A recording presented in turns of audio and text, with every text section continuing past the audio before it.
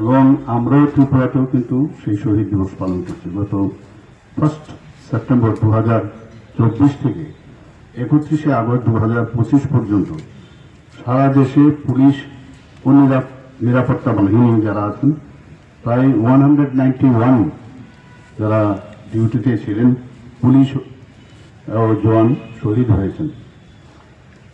এর মধ্যে ত্রিপুরার দুজন রয়েছেন, আপনারা দেখেছেন, ওনারা ওনাদের ফ্যামিলিরা এখানে উপস্থিত রয়েছেন। এর মধ্যে রাজ্য পুলিশের সাব ইন্সপেক্টর ডেভিড ডার্লং এবং টিএসআর এর 8ম 8th ব্যাটালিয়নের জওয়ান মিলন দেববর্মা ছিলেন।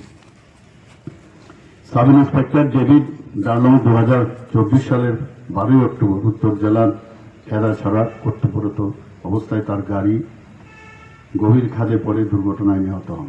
প্রতি আমি শ্রদ্ধার্ঘ্য নিবেদন করছি, তাদের পরিবার পরিজনদের প্রতি আমার গভীর সমবেদনা জ্ঞাপন করছি।